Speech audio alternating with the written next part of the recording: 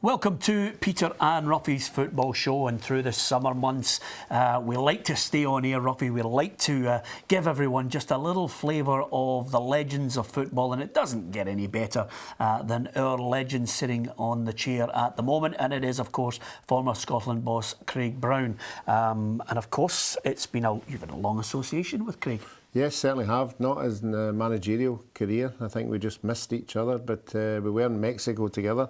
Part of the Mexico World Cup, which was a tremendous occasion. Unfortunately, we didn't do particularly well. But no, it's great to be part of that kind of setup, isn't it, Craig? And it's disappointing that we haven't been there for a long, long time. Yeah, and of course, I think over the last season there, we've come across people that, you obviously would have had a chance to spend quite a bit of time with Craig in Mexico, because we ran into Graham Sharp as well, and he also warmed the bench with you, so you get a chance to maybe chat to Craig for a while. Yeah, well, fortunately enough, myself and Graham Sharp were out with the squad of substitutes, so we were given most of the mundane jobs to do, and but it was still a remarkable experience, and for any footballer to go at that occasion, as Craig will tell you, it's just, I mean, the disappointment thing is the failure of it, because you feel as if you've let everybody down, and everybody's right behind you and you're so far away. And that's a disappointing thing about it. Yeah, from an 86 perspective? Yeah, from 86. But you must have been used to it by then, because you let the whole nation down in 78. You managed to repeat that in 82. He's let us down in 3 World Cups, isn't he? He's let the nation down. But listen, I've got to tell you this, and I must ask you this, because obviously we want to talk about Scotland, but what I really want to talk about as well, which I'm not for a minute suggesting not a younger generation don't know it, but as a footballer in the early days, I love the fact that, when you were at Dundee, boy, Dundee had a fantastic side. There were a squad of players. You must have been sitting there every day thinking, this is unbelievable. Yeah, well, it was a great... The Dundee team was outstanding. The late Bob Crampsey used to say he thought, and this would offend people, but I'm not trying to, I'm just quoting Bob, that the Dundee team that were in the semi-final of the European Cup were a better team than Celtic, who won the European Cup. That was Bob Crampsey's view. I'm not so sure, but Dundee had to beat the German champions 8-1 at Tennis Park in the European Cup. I mean, and in those days, the European Cup, it wasn't the Champions League. Only one team from each country. So FC Cologne were the German champions, and they came over and to go to Brussels and beat Anderlecht, the Belgian champions, 4-1 away. Yeah. I mean, things like that. I mean, Dundee got to the semi-final, and that tells you that they must have been, in fact, I'm biased, but they were a very, very good football team. Yeah, I mean, I read a great book, In Search of Gilzean. Yes. And boy, I mean, he was a player and a half. Who else was there? Rhyme off some of the names. Well, I can truly give you the team. It was before Bert Slater came, he was a European goalkeeper, but it was Linney, Hamilton and Cox, Seath, Ewan, Wishart, Smith, Penman, Cousin, Gilzean and Robertson. And that was the standard team, and I was the next guy. If there was anyone hurt, I got a game. So, they only used 15 players to win the league. And, included in that season, that would be the season 61-2, down to Ibrox and win 5-1. I mean, that's the kind of team that they had. Yeah. Did you get a medal? Yes, I got a medal. I was the 12th number of, I was next in you still got it? The count, yeah. Next in the count. I was going to say, we see all the massive crowds at Rangers and Celtic. What would the top crowd have been at Dundee then in the heady days? The Dens Park held, I think, 30,000. That was all, because it was, even they were standing and it was packed. I think the average attendance was 21,000 when they won the league, which sounds pretty low. But when you think of Dens Park then, it was a packed-in stadium, and it could have done with refurbishment then. Yeah. Still could now, although they've got a couple of new stands, and very appropriately called one the Bob Shankly and one the Bobby Cox. So they're the two main men, the manager and the captain. Yeah. And what about, I mean, of course, Rangers as well. Were there players around at that time that you just loved, either maybe seeing them in training, playing alongside them, or players that you loved that you played against? Yeah, well, I went to Rangers when they were in their heyday. I think, that would be 57. I was 17. I went to Rangers. And we're in that dressing room, and we were all in the one dressing room, and we were pegged alphabetically. So, Baird, Sammy Baird, Baxter, Brown, Hussey, Caldo, you know, I'm with three legends in the wee boy, and Sammy Baird, after a few days training, I'll never forget this, son, did you win a competition to train with the team? And I think, I don't think I'm doing too well here. But, you know, what I remember, and I was privileged to be asked to write, because I was, Jim Baxter was the next peg to me. The difference in play was enormous, but because when he was signed, I was a young boy getting treatment for my knee, and the treatment there, and I was the only guy he knew when he came, and he was nervous, believe it or not, Jim Baxter from Wraith Rovers, you know, and a big, huge transfer fee, you know, I think that was about 20,000 or 25,000, and Scott Simon's taking him around, and I'm on the treatment table, so I had a wee chat with him, and I was the only guy he knew when he came, so I became quite friendly with him, and that's my claim to fame. But I don't know how it came about, but I was asked to write the foreword for his recent book called Slim Jim. Yeah. And I tried to remember the humorous stories. I could do a whole evening of stories from those days, but, you know, Baxter used to be very fun. I used to jump when we used to run and wearing spikes around the track. Wow. And he would jump and go up, and Davy can hear the saying, "Hey, what are you doing?" "I'm up there for one of Sammy Baird's long passes." You know, he always had a line, and the same would be after the game. There was always banter between Baxter and Hubbard. Yeah. Now, Hubbard had finished by the time, but Hubby was an old legend boy in the reserves, helping boys like myself, and I remember he used to say, Hubby would come in and say to Baxter after a game, even if it wasn't, there was 72,000 out there, 342. And Baxter, "What are you talking about? How do you know?" "How do you know there was 72? He says, "I was counting them, waiting a pass from you." You know, I always remember, but I think the best Ibrox story, the outside right was Willie Henderson, and the outside left was Davy Wilson. I was a young boy, I was never in the team. I never got one game for Rangers, 3 years there, never in the first team. But he knew them all, and there was a Hamilton brigade, you know, the Shearers and the Calders and the Baileys. They all came from Hamilton, so I was in the car, and we picked up wee Davy Wilson at Cambuslang, so the patter was good. Davy was injured, and he was replaced at this time by a guy called Bobby Hume. Now, it was well known, Bobby Hume was the first guy in Scotland to wear contact lenses. So on a Friday, the team would go up, and it was just 11 players and us 12th man, and there was the team, and wee Willie had been in the Daily Record in the morning. Henderson to get contact lenses, because wee Willie was kind of blind, you know. And this was a big event, big story. So, of course, everybody knew the first player in Scotland with them was the reserve outside left, Bobby Hume. So the groundsman comes in, Davy McLeod, the soft hat, very important. And he always gave his opinion on the manager's team, and all the boys would listen. So he says, "I don't believe it." He says, "Henderson, McMillan, Miller, Brand and Hume, 2 blind wingers. I don't know whether to line the part the Mora or put curb stains along the side." I remember all these stories, so when I was asked to do the introduction I thought I'll churn out some of the golden oldies from my time at Ibrox, which was it was a very happy time, although I was permanently injured. And I went on loan to Dundee, and I got the move eventually. Yeah, I mean, I've got to ask you, Baxter, special. Were you looking and thinking how just brilliant. Amazing as a footballer? He was a very shy, nervous lad when he came, and of course, very soon he was the king of Glasgow, not just of Ibrox, and but a very amiable guy, and decent and kind and full of fun. You know, he used to mimic the manager. And there was one I remember in some of the Scotland squad, big Neil Cooper from. Big tatty from out. He could mimic every manager. But Jim used to do that, and you know, he would actually go behind the manager's back while he was doing a team talk and shake things. And when the manager went out, he would continue the talk. But it was on the pitch where he was absolutely brilliant. Yeah. You know, world class? Oh, I think so. The control of the ball and the arrogance. Yeah. He never lost possessions. He never gave it away.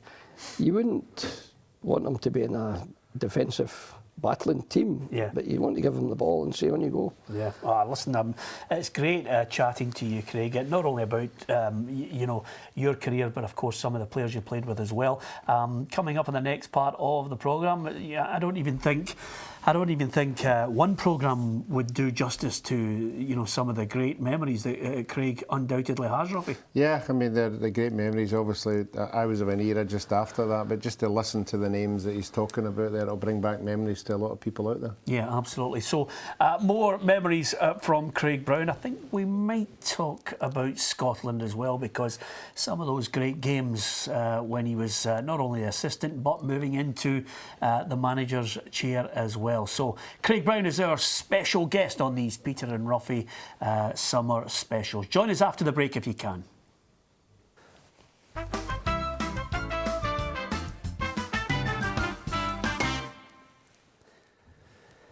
Welcome back to Peter and Roughie's Football Show. Hopefully you're enjoying our summer specials and of course our Legends series, talking to so many people who've played the game, managed in the game as well with distinction. And Craig Brown is our guest on this particular programme and delighted to have his company. What was your most enjoyable time as a player, Craig? It'll surprise you, probably when I was playing junior. You know, I had 1 year junior football when I was a good youth and boy player. And, you know, I'm proud to say I played with the two men who have held the European Cup up. I played with Billy McNeil in the Scottish schools and youth team, and the next year I played with Alec Ferguson.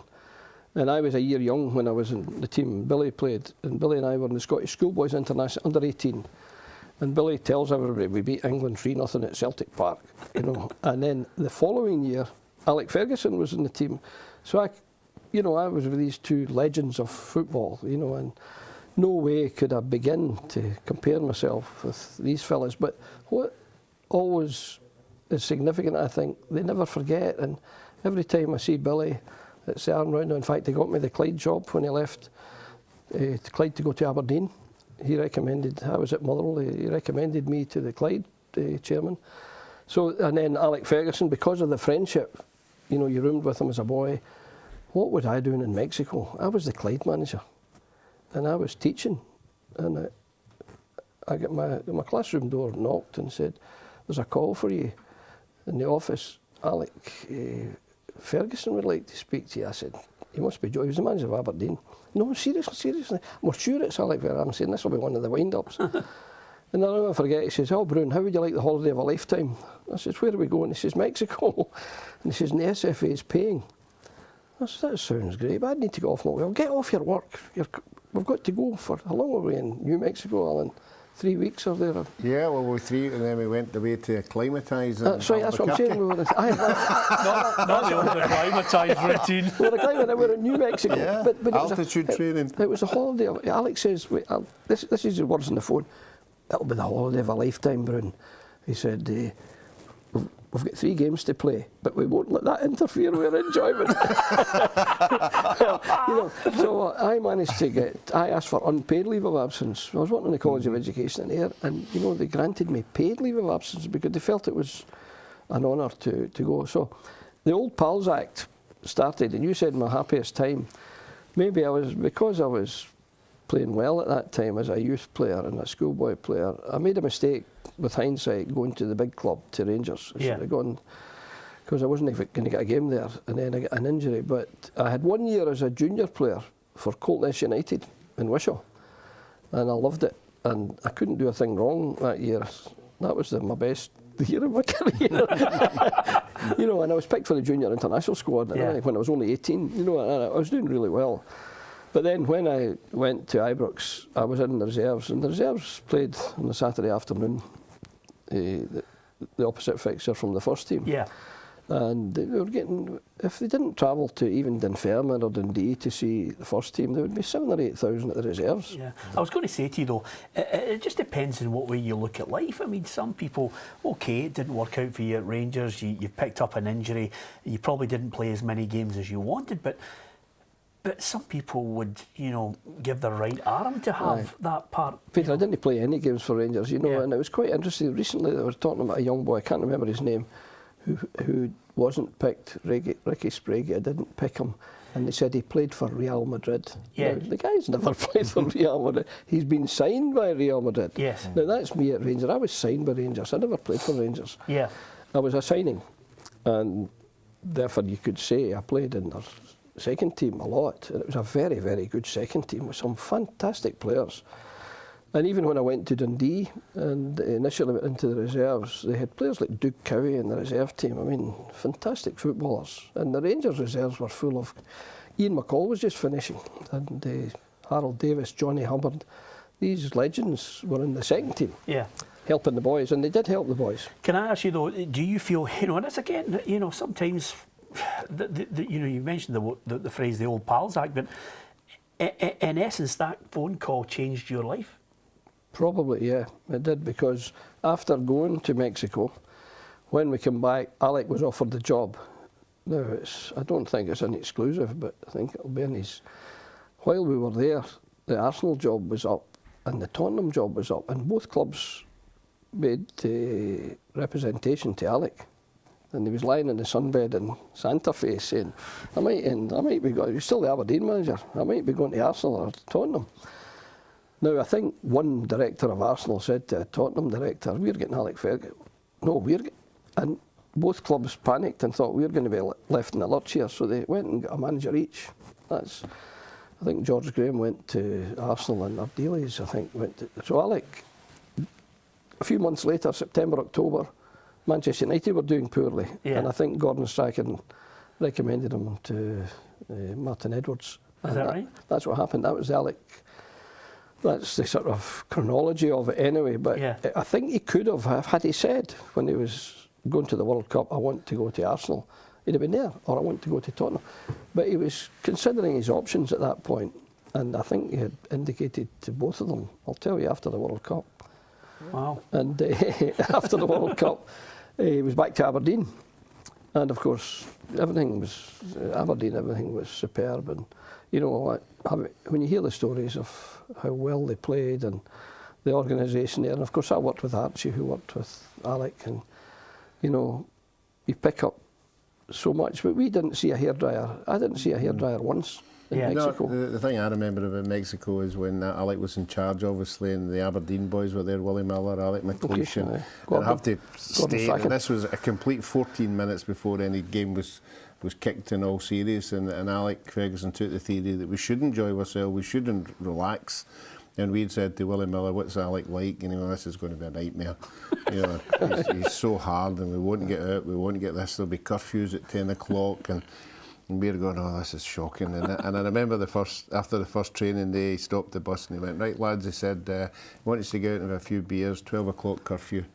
We're looking at Alec Miller and going, fantastic. Next day, he stopped the bus. It was curfew 11 o'clock tonight, just don't go over the score. And this was every night for 4 nights. And see, when Friday came and he stopped the bus, I was sitting beside Kenny Dalglish, and Alex stopped the bus and he said, right lads, he says, I don't want you to go out the night. And Kenny Dalglish went, oh, thank heavens for that.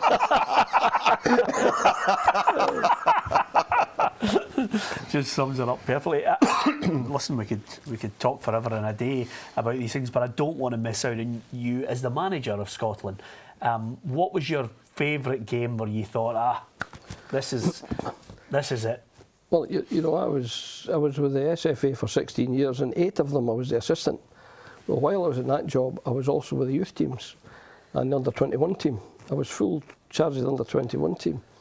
So, you know, probably the biggest game, I was in the World Cup final with the youth team at Hampden. You know, that was an amazing tournament, that. And is this with the Nigerians? No, we played Saudi Arabia. Yeah. We played Saudi in the final. Yeah. Now, the 16-year-olds with the beards and moustache. That's right. Well, you know, that probably is, you know, to be in a World Cup final with a Scottish team is quite... and then with under-20 team, a couple of years before, we were in Chile in the under-20 World Cup, and we were in the quarter-final. And we were beaten in penalties by Germany. West Germany it was. Wee Bertie was in charge of them. We were very unlucky. We missed a penalty. Wee Joe McLeod. Don't hold it against him from the D United, wee Joe. But a penalty did us in that tournament. And in the World Cup final, Brian O'Neill, I keep saying to him, here's the quiz question, which Scotland player missed 2 penalties in a World Cup final?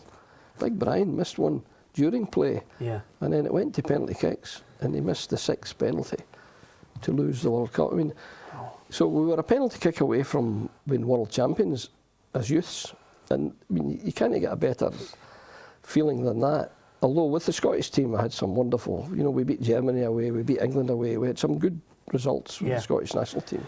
Just before we finish, I've got to ask you, your favourite player, a player that you'll never get tired of watching from your whole career? Oh, well, obviously, Douglas, Ken Douglas by a mile would be the best player I've seen in a Scotland jersey. I was on the bench, I was assistant when he was still playing. And, I mean, he was exceptional. And I keep talking about this unassuming and modest. Kenny was the most willing guy. You ask him to do anything in a game and in training, he did it. There was no big time Charlie about Kenny Dalglish. Yeah, absolutely. He's my all-time hero, and that's why we've got him on the back wall there, Craig. Oh, aye, absolutely is. It's been it's been a joy speaking to you. Thoroughly enjoyed your memories, and hopefully we'll get a chance again. It's just so difficult to get him on a plane down from Aberdeen nowadays. We used to be able to see him all the time, but it's getting tougher. Come on, Aberdeen, listen, let's get him into the studio more often than this. Craig Brown's been our guest on Peter Roughie's Football Show. Join us for more legends in the series, and hopefully enjoy them talking football. From Roughie and myself, good night. I'm sorry about Bletherman. I thought you